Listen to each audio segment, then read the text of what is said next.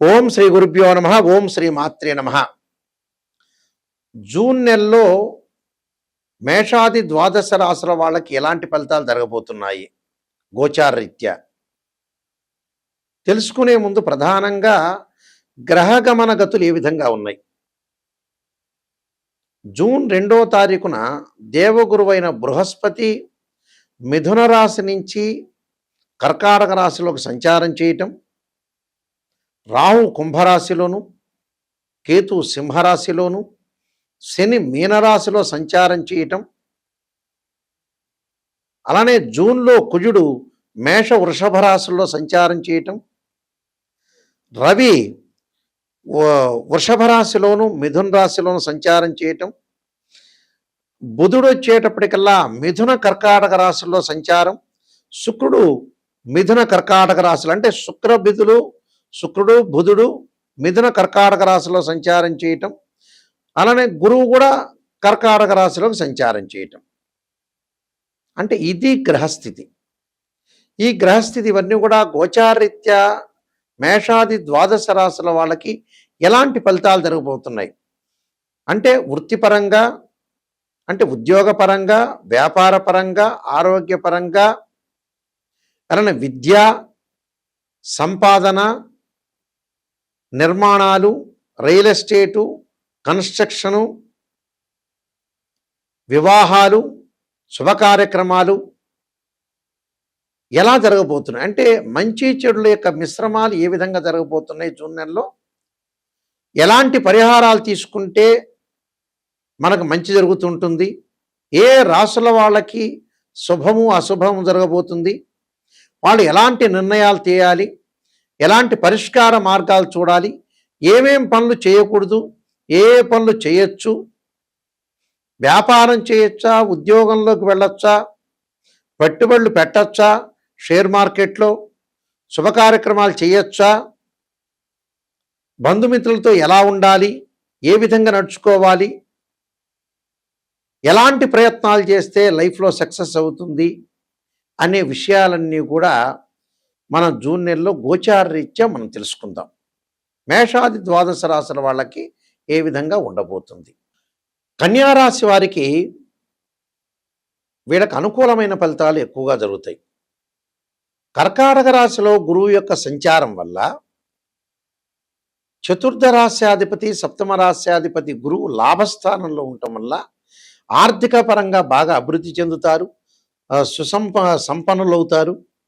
సాధారణ ఉద్యోగులు కూడా ఉన్నతమైన పదవులు, నూతన వ్యాపార పరంగా మంచి లాభాలు, జాయింట్ వ్యాపారం కలిసి రావటం, చిరు వ్యాపారులకు బాగా కలిసి రావటం, కొత్త వ్యాపారము, కొత్త వ్యవసాయము, కొత్త ఉత్పత్తులు, మార్కెటింగు ప్లాన్లు, కీలకమైన ఒప్పందాలు, అగ్రిమెంట్లు జరిగే అవకాశాలు ఎక్కువ ఉంటుంది. కాబట్టి మద్దతు కూడా ఎక్కువగా ఉంటాం. బంధుమిత్రుల యొక్క కలయిక, మద్దతు, సపోర్టుగా ఉండే అవకాశాలు ఎక్కువ ఉంటాయి. ఎందుకంటే గురువు ఉచ్చస్థానంలో ఉండటం, ఈ కన్యారాశి వాళ్ళకి లాభస్థానంలో ఉండటం, వివాహాది శుభ కార్యక్రమాలు జరిగే అవకాశాలు బాగా ఎక్కువ ఉంటాయి. అలానే ఇక్కడ శుక్రుడు యొక్క బలం వల్ల కూడా వివాహ సంబంధించిన విషయాల్లో కూడా అనుకూలంగా ఉంటుంది. నూతన వ్యాపారాలు ప్రారంభం చేయొచ్చు, ఉద్యోగ ప్రయత్నాలు కూడా సఫలీకృతం అయ్యే అవకాశాలు ఎక్కువ ఉంటాయి. అయితే భార్యాభర్తల మధ్యలో కొన్ని చికాకులు జరిగే అవకాశాలు ఎక్కువగా ఉంటాయి. కాబట్టి అలాంటి విషయాల్లో కొద్ది జాగ్రత్తగా ఉండాలి. కుజుడి యొక్క ప్రభావం వల్ల ఎవరితో కూడా మధ్యవర్తిత్వం కానీ, గొడవలు కానీ, బంధుమిత్రులతో కలహాలు రాకుండా చూసుకోండి. ధనధాన్య వృద్ధి కలుగుతుంది. ఈ ఎక్కడైతే ఫారిన్ కంట్రీస్లో ఉన్నారో ఆ దేశం యొక్క పౌరసత్వం లభించడం, అక్కడ నూతన వ్యాపారాలు, పెట్టుబడులు పెట్టే అవకాశాలు ఖచ్చితంగా ఉంటాయి. కాబట్టి అన్నీ కూడా అనుకూలంగా ఉండే అవకాశాలు ఖచ్చితంగా ఉన్నాయి. కాబట్టి శుభ కార్యక్రమాలు కూడా నిర్వహణ చేస్తారు. ఖచ్చితంగా ఏం లోటు లేదు. నేను కొన్ని పరిహారాలు చెప్పబోతున్నా, ఆ పరిహారాలను పాటించండి, మీకు మంచి జరిగే అవకాశాలు ఖచ్చితంగా ఉంటాయి. ప్రధానంగా మనకి ఉద్యోగపరంగా ఇబ్బందులు కలుగుతున్న వాళ్ళు ఎప్పుడూ కూడా రవి యొక్క ఆరాధన చేయాలి. అంటే సూర్య భగవానుడి యొక్క అనుగ్రహం అనేది ఉండాలి. అంటే రుద్రుణ్ణి ఆరాధన చేయాలి. అంటే సూర్య నమస్కారాలు చేయటంతో పాటు రుద్రుణ్ణి ఆరాధన చేయటం కూడా చాలా మంచిది. అంటే ఈశ్వరుడి యొక్క ఆరాధన, శివాలయం యొక్క ప్రదక్షిణ, అలానే సూర్య జపం, జపాకుసుమ సంకాశం కాశ్యపేయం మహాతిథిం తమోరిం సర్వపాపగ్నం ప్రణతోస్మి దివాకరం అనే మంత్రాన్ని చక్కగా చదువుకోవాలి. సూర్యుడి యొక్క ఆరాధన చేయాలంటే సూర్యుడు ఆరోగ్య ప్రదాత, ఉద్యోగ ప్రదాత. అంటే ఆరోగ్యం కూడా బాగుండాలంటే శరీరే జర్జరీభూతే వ్యాధిగ్రస్తే కళేబరే ఔషధం జాహ్నవీతోయం వైద్యో నారాయణరి అనే మంత్రాన్ని చక్కగా చదువుకోండి. మానసికంగా ప్రశాంతత లేదా, మానసికంగా ఇబ్బంది పడుతున్నారా అంటే చంద్రుడి యొక్క ఆరాధన చెయ్యాలి. చంద్రుడి యొక్క ఆరాధన చేయటం అంటే ప్రధానంగా క్షీరపుత్రాయుధి అమృతతత్వాయుధిమే తన్నో చంద్ర ప్రచోదయాత్ అనే మంత్రాన్ని చక్కగా చదువుకోవాలి. చదువుకోవటం వల్ల మంచి జరిగే అవకాశాలు ఎక్కువగా ఉంటాయి. అలానే దదీశంక తుషారాభం క్షీరోదారణం సంభవం నమామి శిశిరము సంభరు భూకట భూషణం అంటారు. అంటే చంద్రుడి యొక్క ఆరాధన చేయాలి. చంద్రుడి యొక్క ఆరాధన చేయటం వల్ల మనకు మంచి జరిగే అవకాశాలు ఎక్కువగా ఉంటాయి.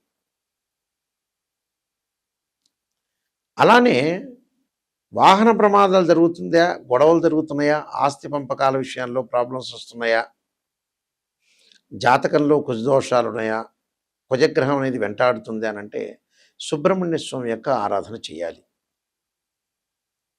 సుబ్రహ్మణ్య స్వామి యొక్క ఆరాధన, సుబ్రహ్మణ్య స్వామి యొక్క అష్టకాన్ని చదువుకోవాలి. తత్పురుషాయుధే మహాసేనాయుధిమే తన్నో షణ్ముఖ ప్రచోదయాత్ అనే మంత్రాన్ని చక్కగా చదువుకోవాలి. 2 జంట సర్పాలను దానం చేయాలి. రాహుకాలంలో మంగళవారం రోజున దీపం పెట్టాలి. అంటే రాహుకాలంలో దీపం పెట్టడం వల్ల కూడా మనకు మంచి జరిగే అవకాశాలు ఖచ్చితంగా ఉంటాయి. అలానే బుద్ధి వికసించట్లేదా, ప్రణాళికాబద్ధంగా రూపొందించుకోవట్లేదా అంటే బుధుడి యొక్క ఆరాధన చేయాలి. బుధవారం రోజున గణపతి యొక్క ఆరాధన,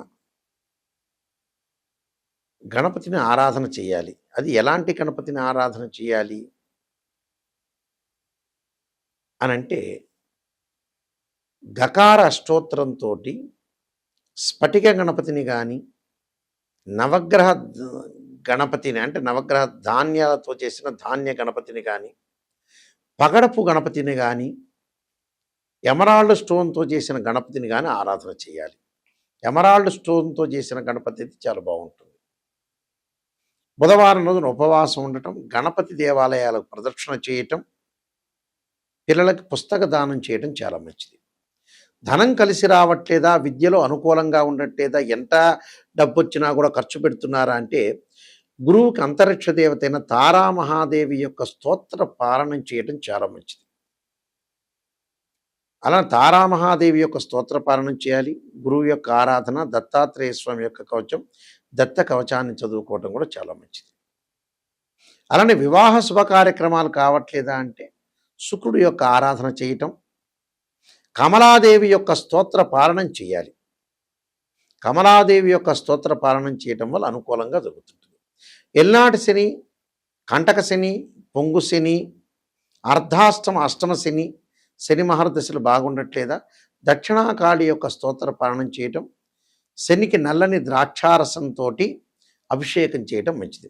విదేశాలకు వెళ్ళట్లేకపోతున్నా, రాహుకేతుల యొక్క దోషం ఉంది అనంటే రాహుకి కేతువులకి ధూమవతి చిన్నమస్తాదేవి యొక్క స్తోత్ర పాలనం చేయటం, నవనాగా మండల పూజ చేయటం, నాగరాజాయుధే పృథ్వీధరాయుధీమే తన్నో సర్ప ప్రచోదయాత్ అనే మంత్రాన్ని మినుములు ఉలవలు దానం చేయటం చాలా మంచిది.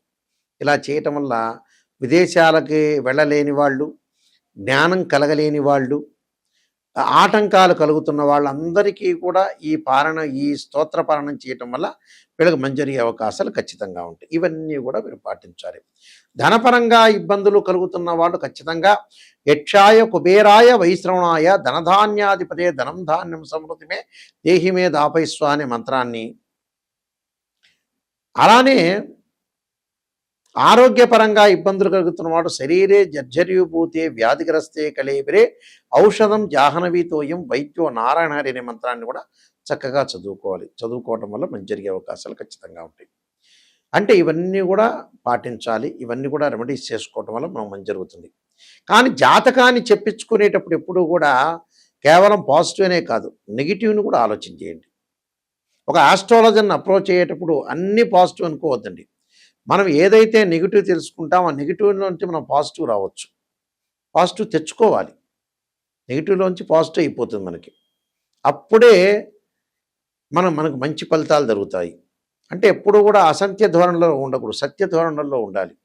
నిజాన్ని తెలుసుకున్నామంటే మన జీవితం అనేది బాగుపడినట్టే అర్థం. అందువల్ల ఎవరైనా సరే మమ్మల్ని కాంటాక్ట్ చేసేవాళ్ళు, నిజాన్ని తెలుసుకునేవాళ్ళు మాత్రమే మమ్మల్ని కాంటాక్ట్ చేయండి. నాయకంటి మల్లికార్జున శర్మ గారి ద్వారా బాగుపడాలి, నిజంగా నెగిటివ్ తెలుసుకోవాలి, లైఫ్‌ని మనం ఎన్హాన్స్ చేసుకోవాలి, లీడ్ చేసుకోవాలి అనేవాళ్ళు మాత్రమే మాకు ఫోన్ చేయండి. నేను కాలసర్పయోగము, కాలసర్పయోగ చంద్రిక, రాహుకేతులు, ఛాయాగ్రహాలు, స్వప్నశాస్త్ర ఫలదీపిక, బృహత్ పరిహార సింధు, పుత్రగణపతి వ్రతము, సర్వదేవతా గోత్రములు పార్ట్ 1, పార్ట్ 2, నవగ్రహ దోషాలకి ద్వాదశ మహా అమ్మవారి యొక్క పారాయణాలు, అలానే వివాహ మార్తాండం, వివాహ చంద్రిక, వివాహ మార్తాండం, జాతక చంద్రిక, బృహత్ పరిహార సింధు, స్వప్నశాస్త్రము, ఇలాంటి నెంబర్ ఆఫ్ ఆస్ట్రాలజీ బుక్స్ రాశాను. Protection of astrology. అయితే ఇవన్నీ కూడా రాజమండ్రి మోహన్ పబ్లికేషన్ వారి దగ్గర దొరుకుతాయి. ఈ పుస్తకాలు మా దగ్గర కూడా లభ్యమవుతాయి. మా వెబ్సైట్ www.nayakanti.com, nayakanti.in. అయితే ఎప్పుడైనా సరే ఒక వివాహం జరగట్లేదంటే రాశిచక్రము, భావచక్రము, నవాంశము, దశలు, అంతర్దశలు. మీరు సంతానం కలగట్లేదా? రాశిచక్రము, సప్తమాంశ చక్రము, భావచక్రము, దశలు, అంతర్దశలు. వృత్తిపరంగా అనుకూలంగా లేదా? రాశిచక్రము, దశమాంశము, భావచక్రము, దశలు, అంతర్దశలు. అంటే ఇవన్నీ కూడా మ్యాథమెటికల్గా క్యాల్కులేషన్ వేసి జాతకపరంగా ఉచ్చ, నీచ, స్వక్షేత్రము, ఆ స్వక్షేత్రంతో పాటు స్వక్షేత్రమా, ఉచ్చ, నీచ స్థానాలు, శత్రుక్షేత్రాలు ఉన్నారా, ద్వాదశ భావాధిపతులు ఎవరు, ఇవన్నీ గోచారరీత్యా చెప్పబడే ఫలితాలు. ప్రతి నెలలో కూడా రాశిఫలాలు. కానీ బర్త్ చార్ట్ వేరు. గోచారం ఎప్పుడూ 20% సపోర్టు.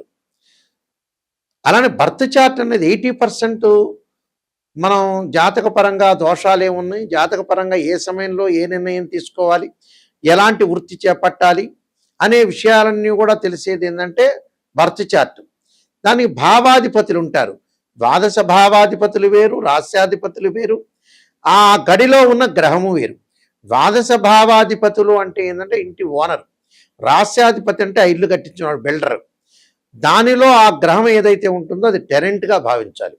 ద్వాదశ భావాలంటే తనుభావాధిపతి రవి, ద్వితీయ భావాధిపతి గురు, తృతీయ భావాధిపతి కుజుడని, చతుర్థ భావాధిపతి చంద్రుడని, పంచమ భావాధిపతి గురువు అని, షష్టమ భావాధిపతి కుజుడని, అలానే సప్తమ భావాధిపతి శుక్రుడని, ఇలాగ ద్వాదశ భావాలకు అధిపతులు ఉంటారు.